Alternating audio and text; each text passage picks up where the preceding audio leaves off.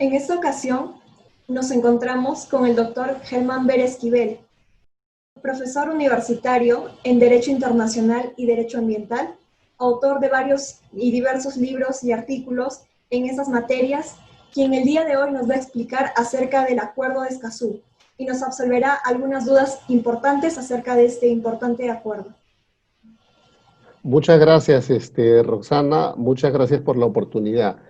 Sí, hablar del Acuerdo de Escazú es un tema pues muy interesante que ha estado muy presente en la prensa nacional en las últimas semanas, ¿no? El nombre del Acuerdo de Escazú, el nombre es Acuerdo Regional sobre Acceso a la Información, Participación Pública y Acceso a la Justicia en Asuntos Ambientales en América Latina y el Caribe, ¿no? Para las personas que escuchen nuestra conversación, esta entrevista, ¿no? Ese es el nombre completo del Acuerdo de Escazú, que por economía del lenguaje vamos a llamar Acuerdo de Escazú, ¿no? Estoy a tus órdenes para las preguntas pertinentes. Muchas gracias, doctor Germán. Bueno, tal vez usted pueda respondernos cuáles son los pros y los contras que generaría la ratificación de este comentado tratado. Bueno, en realidad hay que empezar estableciendo de qué se trata este tratado, ¿no?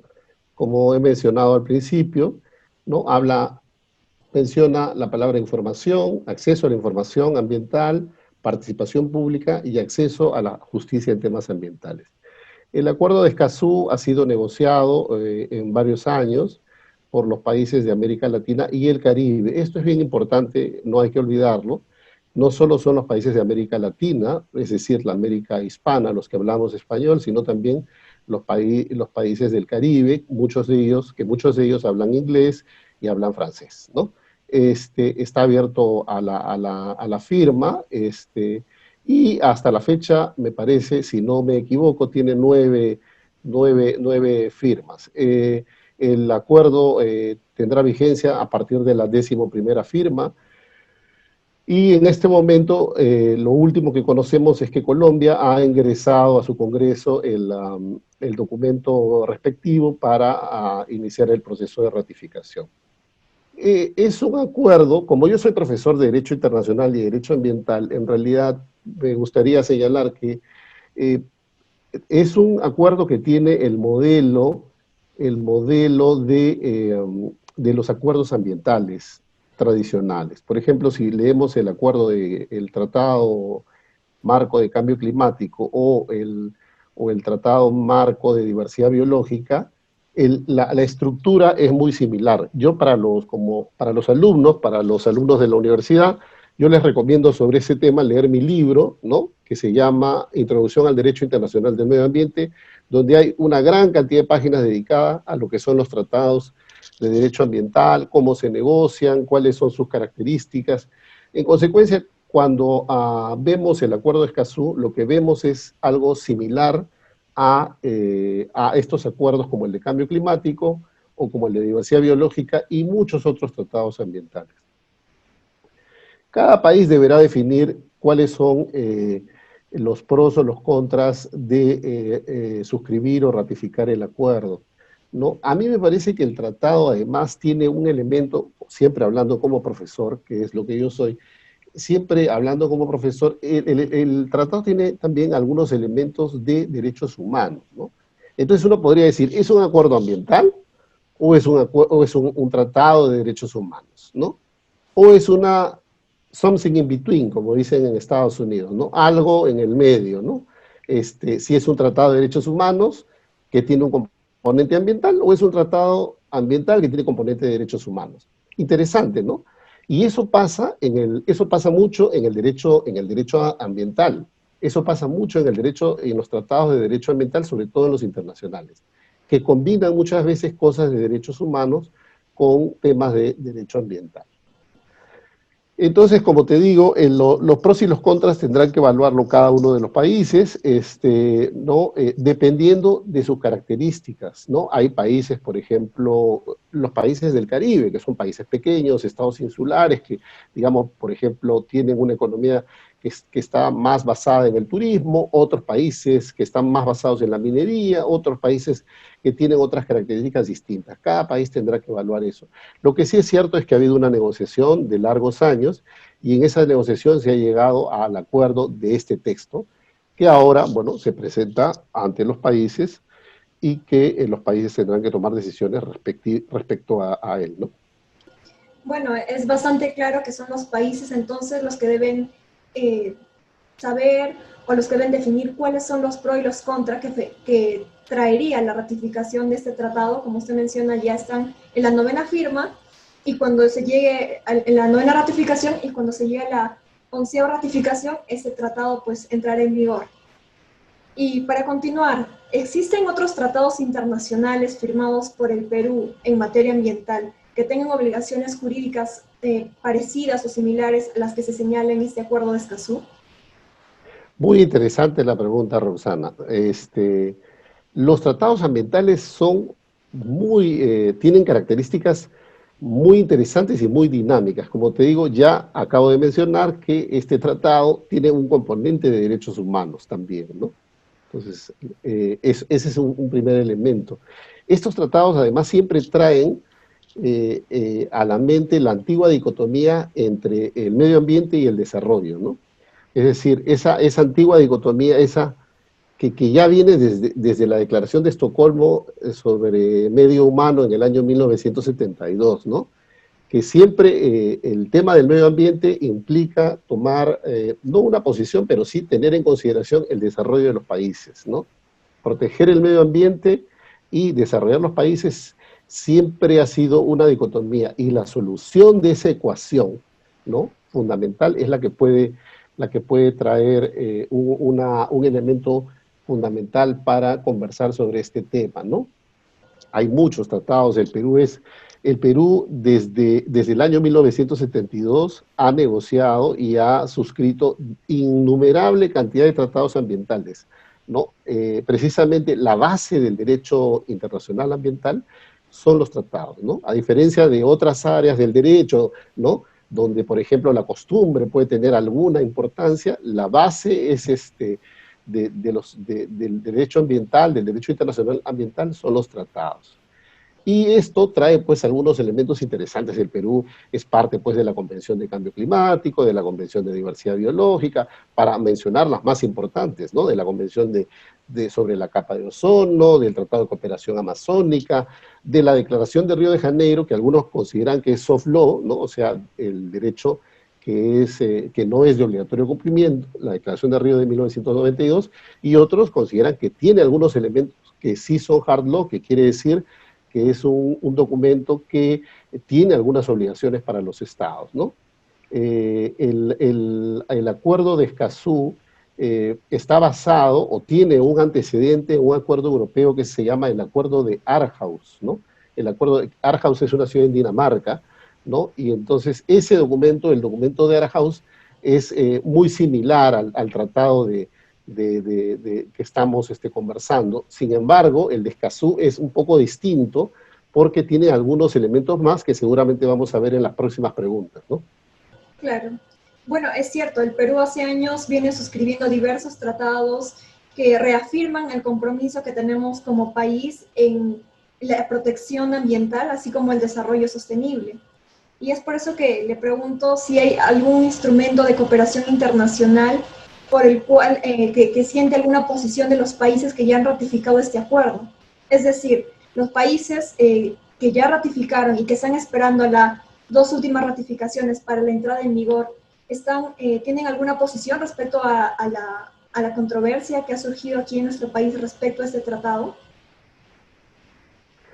Yo creo que los países son soberanos e independientes y cada país tiene sus propias características, como te mencionaba, estimada Roxana, al principio. Eh, Creo que los países de América Latina y del Caribe no tienen una posición respecto digamos, de la discrepancia, yo lo pondría a ese nivel de la discrepancia que hay sobre la ratificación del Acuerdo de Escazú, ¿no? Cuando digo acuerdo, además hago referencia a que es un tratado, ¿no? De acuerdo a la Convención de Viena de Derecho de los Tratados de 1969, que habla, ¿no? De que cualquiera sea la denominación, un acuerdo es un tratado, ¿no? Suscrito por dos partes que tenga el consenso de ambas, ¿no? Eh, yo creo, yo creo sinceramente que sobre este tema el Perú debe tener una opinión serena, ¿no? Sobre el tema. Nosotros nos hemos demorado 30 años y todavía nos demoraremos un poco más en suscribir, en adherir, en este caso ya, adherir a la Convención del Mar. En consecuencia, digamos, no tenemos un particular apremio por la suscripción. Sin embargo, lo que sí es interesante, y eso es algo que no se ha mencionado, pero que se puede hacer, ¿no? Es que si hay alguna duda, se puede pedir opiniones a juristas internacionales sobre el tema, ¿no? Sobre si, como se hizo para el proceso en la Haya, por ejemplo, ¿no? Se puede pedir opinión a diversos juristas internacionales que opinen sobre este tema, sobre si es conveniente o no es conveniente la ratificación para el Perú, ¿no? O sea, es decir, abogados o profesores de Derecho Internacional o de Derecho Ambiental que podrían hacer informes y traer ideas interesantes para el debate, ¿no? ¿No? Yo creo que eso no se ha mencionado y creo que eso sería bastante, y se pueden pedir muchas opiniones, además a nivel internacional, ¿no? Habrá muchos profesores, estoy seguro, en España, en los Estados Unidos, en Francia, que tendrán mucho interés en opinar sobre ese tema y dar una visión personal de si es pertinente o no, ¿no? Claro, usted menciona que un tema bastante interesante que hasta la actualidad no se ha puesto a debate o en discusión, que es el hecho de que otros juristas expertos tal vez en este tema puedan brindarnos su opinión respecto a la ratificación de este tratado. Y bueno, yendo ya un poco más a algunos puntos que han sido bastante comentados acerca de ese acuerdo, es el acuerdo de Escazú, ¿a quién protege? ¿A los defensores ambientales, al Estado, a los recursos naturales? ¿Qué es lo que nos dice este tratado? Esa es una magnífica pregunta, muy buena pregunta. Pero para eso habría que señalar algo que ya había mencionado en una respuesta anterior, pero que me gustaría ampliar, ¿no? El modelo del Acuerdo de Escazú trae entonces, es muy similar a los modelos de los tratados ambientales que, internacionales a que algunos de ellos han sido suscritos por el Perú. Ejemplo, el de cambio climático y el de diversidad biológica. ¿En qué sentido? En ese sentido, ¿no? Trae, por ejemplo, principios, ¿no? ¿No? Hay una lista de principios, el Acuerdo de Escazú tiene principios, algunos principios nuevos. El primer profesor que habló de principios de derecho internacional ambiental es un profesor inglés que se llama Philip Sands, que ha escrito el libro Principios de Derecho Internacional Ambiental, ¿no? Philip Sands es un profesor más o menos de mi generación, ¿no? Lo que llaman un barrister en Londres, ¿no? Y es profesor de Derecho Internacional y de Derecho Ambiental. Philip Sands es el primero que hace una lista de principios a nivel internacional, ¿no? Luego hay principios también en la Declaración de Río de Janeiro de 1992. Y también, ¿no? Y esto es interesante, también tenemos principios en Escazú. En el acuerdo hay muchos principios que son muy similares a los que ya existen en esos otros acuerdos, ¿ah? Hay unos 2 o 3 que son diferentes y que son más bien progresivos, ¿no? Es muy interesante recoger, por ejemplo, que hay un derecho progresivo, dice, un principio progresivo en el derecho ambiental, que es un principio que viene tomado también de los derechos humanos, es decir, si se ha concedido un derecho, ya no se puede regresar, ya no se puede retirar ese derecho que ya se ha concedido, ¿no? Eso es interesante. Lo otro que también es bueno resaltar es que el acuerdo establece que va a haber una secretaría, ¿no? Así como es la Secretaría de Cambio Climático, la Secretaría de Diversidad Biológica, va a haber una Secretaría de Escazú, ¿no? Que en principio aparentemente la tendría la CEPAL, ¿no? O sea, es decir, la sede de la organización tendría, aparentemente sería Chile, ¿no? Aparentemente, esto puede ser en la conferencia de las partes que se llevaría a cabo una vez entre en vigencia el Tratado Internacional, se vería dónde sería la sede de este acuerdo internacional, ¿no? por ejemplo, en el caso del Tratado de la Convención de Cambio Climático, la sede es Bonn, ¿no? Una ciudad alemana que antes fue capital de Alemania, la sede es Bonn, pero las conferencias de los Estados partes se llevan a cabo en diversas capitales del mundo. Ahora, por la pandemia, mi estimada Rosana, supongo que las reuniones tendrán que ser virtuales, o sea, ¿no? Por el momento, ¿no?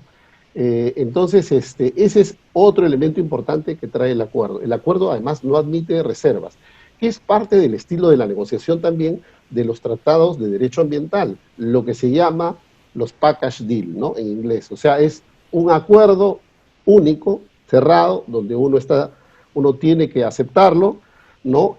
Como viene, digamos, ¿no? Y eso es una forma de negociación que está basada en el consenso, ¿no? Y que es parte ya de los tratados ambientales que, como te comento, si los estudiantes desean, pueden adquirir este libro o pueden conseguirlo en las bibliotecas, ¿no? Y aquí se explica largamente, en larga cantidad de páginas, ¿no? Cómo se negocia un tratado ambiental. Hay además en Naciones Unidas manuales para ver cómo negociar un tratado ambiental, ¿no? Que también pueden revisar. Entonces, el Acuerdo de Escazú sigue de alguna manera esa línea, ¿no? Y establece la conferencia de los Estados partes, las reuniones anuales, ¿no? Y en fin, temas de interés, ¿no? Entonces, ¿a quién protege? En general, digamos, yo creo que cuando hablábamos de tratados que no ponían obligaciones estrictas a los estados, tratados ambientales, ¿no? Entonces los estados no tenían ningún problema de suscribirlo, ¿no? Todos debemos proteger el medio ambiente, todos debemos proteger ¿no? En ese tipo de formulaciones del Estado, pero por supuesto, todos estamos de acuerdo en eso. Suscribimos el documento inmediatamente. Pero cuando ya un acuerdo trae elementos distintos, donde ya pone obligaciones, ¿no?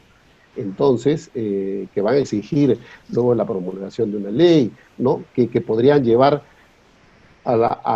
cuando haya discrepancia entre dos estados partes del acuerdo, a solucionarla a través del arbitraje o la Corte Internacional de Justicia, entonces ya la gente dice, medio ambiente y desarrollo, entonces tomémonos un tiempo para reflexionar sobre el tema, ¿no?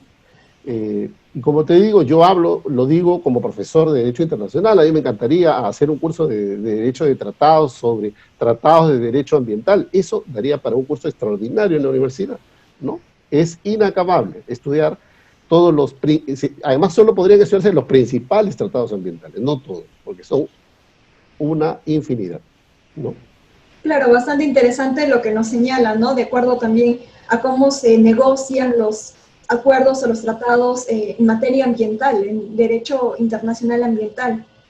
Y también es cierto que las ONGs ambientales son las que se benefician de forma directa o indirecta de este tratado. Creo que con la pregunta anterior ya nos explicó un poco más, pero tal vez podría ampliar, ¿no? Respecto a este punto que es bastante discutido. Claro, ese es un tema interesante, ¿no? Tradicionalmente en el derecho internacional, los sujetos de derecho internacional son los estados, ¿no? Y las organizaciones internacionales. Pero en el derecho internacional ambiental hay más actores, ¿no? Las empresas y las organizaciones no gubernamentales. Eso también, nuevamente, perdón por el comercial, estimada Roxana, eso también está escrito acá. Este libro se escribió hace 10 años, el próximo año, para el Bicentenario, cumplirá 10 años, ¿no? Eso está allí también explicado, que en el derecho internacional ambiental lo que hay es actores internacionales. Hay una pequeña diferencia con el derecho internacional. El derecho internacional tiene sujetos de derecho internacional, los estados, las organizaciones internacionales, y luego podemos hablar de otros sujetos más. Pero en el derecho internacional ambiental lo que hay es actores. Y, por ejemplo, los que estarán, los que ya mencionamos, la ONU, un estado como el Perú, pero también una empresa y también una organización no gubernamental. Lo que trae es, si miramos el tratado, para responder un poco las dos preguntas, si miramos el tratado como un tema de derechos humanos, aparentemente traería un elemento no nuevo ni innovador, sino que ya existe en otros acuerdos, sino que lo que haría es aplicar, por ejemplo, lo que tenemos en la Convención Americana de Derechos Humanos, el Pacto de San José, ponerlo en tono ambiental. un poco eso podría ser, ¿no? Siempre hablando, como te digo, como profesor de Derecho Internacional, como profesor de Derecho Ambiental, no tengo yo un particular, digamos, esta es una reflexión académica, ¿no? Que como te digo, el máximo premio al que aspira es un curso, ¿no? En la universidad, ¿no? Pero no, o una conferencia, pero nada más, ¿no? Yo creo que no, digamos, del manejo adecuado del acuerdo, si es que las partes lo ratifican, lo suscriben y lo ratifican, podrá verse si es que beneficia a alguien, ¿no? Pero digamos, los derechos civiles y políticos ya están reconocidos, no solo en la Convención Americana, sino también en la Constitución peruana. Entonces, digamos, digamos, esos derechos ya existen en otros documentos internacionales que el Perú ha ratificado. ¿No? Y también hay una cosa que no la menciono yo, la ha mencionado también otra persona, que no es profesor de Derecho Internacional, curiosamente, pero que habla de lo que se llama el globalismo, ¿no? Hay una idea internacional con la cual uno puede estar en acuerdo o en desacuerdo. Eso no es mi responsabilidad definirlo, ¿no? Pero el globalismo señala que hay ciertas cosas que tienen que irse haciendo, ciertos derechos que tienen que irse concediendo, ¿no? A diversos sectores, ¿no? Se considera que eso es algo parte de ser miembro de una comunidad civilizada de naciones, ¿no? Y que además eso también de algún modo implica la posibilidad de acceder a otros clubes, ¿no? A otras organizaciones, ya no solo las Naciones Unidas, la OSD, ¿no? Entonces, eso yo creo que hay que tenerlo presente, pero como te digo, es la opinión de un profesor que no tiene mayor interés que difundir el derecho internacional y el derecho ambiental, ¿no? Claro que sí, doctor, eso está perfectamente comprendido. De hecho, uno de los motivos por el que le estamos realizando esta entrevista es por su amplia experiencia como profesor docente universitario en Derecho Ambiental y Derecho Ambiental Internacional, ¿no? Respecto a este tratado, hay algunas alarmas, ¿no? Porque mencionan que podría paralizar la explotación de recursos naturales en la Amazonía. ¿Esto es cierto? ¿Es probable que suceda? Eh, bueno, estamos hablando del tratado aplicado al Perú, ¿no? Entonces, por supuesto, todos hemos seguido un debate, ¿no? Un debate interesante, jurídico, ¿no? Hay ideas interesantes sobre el tema. Eh, los países en desarrollo necesitan inversión. Eso es clave para su desarrollo, ¿no? Eso es una verdad de manual, digamos, ¿no? No tenemos que investigar mucho y hay que conocer eso, ¿no? Vivimos en una sociedad de mercado, una sociedad de libertad, y en consecuencia los estados como el Perú, los países de América Latina, para poder desarrollar, necesitan inversiones. Las inversiones, además, a nivel internacional, buscan sus espacios, buscan, digamos, es como un concurso para encontrar dónde poner, los inversionistas, dónde poner su inversión, ¿no? Entonces, a veces pasa que, por ejemplo, pueden invertir en este país y no en este país, porque en este país hay mejores condiciones en algún sentido, en el otro no las tiene quizás, ¿no? Entonces, la gran pregunta acá es una respuesta o exige una toma de posición, ¿no? Lo que yo puedo sí decir es que lo que te mencionaba, ¿no? La solución de esa ecuación entre medio ambiente y desarrollo, protección del medio ambiente y el desarrollo económico, ¿no? La solución de esa ecuación, caso por caso, es clave, ¿no? Para poder entender este proceso en el que estamos, que como se ha dicho, vivimos hoy día en un mundo global. Algunos han dicho que por causa de la pandemia ya se acabó la globalización. Yo creo que no, solamente está en pausa, nada más, es una pequeña pausa, pero el mundo ya está globalizado. El uso de plataformas como el Zoom, por ejemplo, permiten que haya una comunicación entre las personas, ¿no? Así que no creo que sea el fin de la globalización, al contrario, es solo una pausa, ¿no? También lo dice Fukuyama, que tiene un estupendo artículo sobre el tema de la pandemia que recomiendo leer, ¿no? En el Foreign Affairs, ¿no?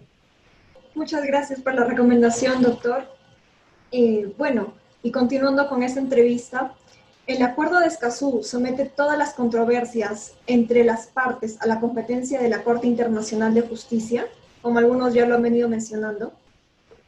Es un artículo orientador, ¿no? El artículo 19, ¿no? Se pone en un escenario, si surge una controversia entre dos estados partes, ¿no? Entonces, ¿no? Se podrá acceder a un arbitraje o a la jurisdicción de la Corte Internacional de Justicia en caso se sea parte de la jurisdicción de la Corte, ¿no? En el caso del Perú, por el Pacto de Bogotá, nosotros estamos, y la mayor parte de los países latinoamericanos estamos sometidos a la jurisdicción de la Corte, ¿no?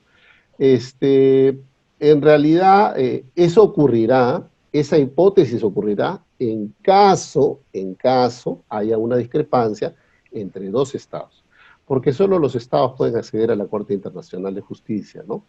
Que dicho sea de paso, tiene una muy bonita sede en La Haya, ¿no? Y que es un paraíso para los abogados internacionalistas, ¿no?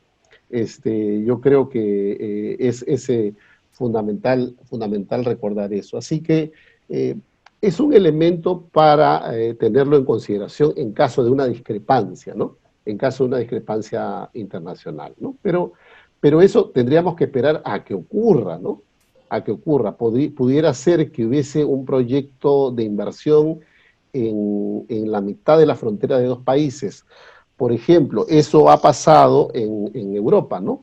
Hay un famoso caso en la Corte Internacional de Justicia, el caso Gapsicabo-Najimaros, que es por el funcionamiento de una represa en la frontera entre República Checa y la República Eslovaca, ¿no? Como consecuencia del fin de la Guerra Fría y la división de Checoslovaquia en dos naciones, la República Checa y la República Eslovaca, ¿no? Quedó una represa sin terminarse. Y entonces este caso fue llevado a la Corte Internacional de Justicia para ser resuelto, ¿no? Y la Corte aprovechó, y como ustedes como son estudiantes, ¿no?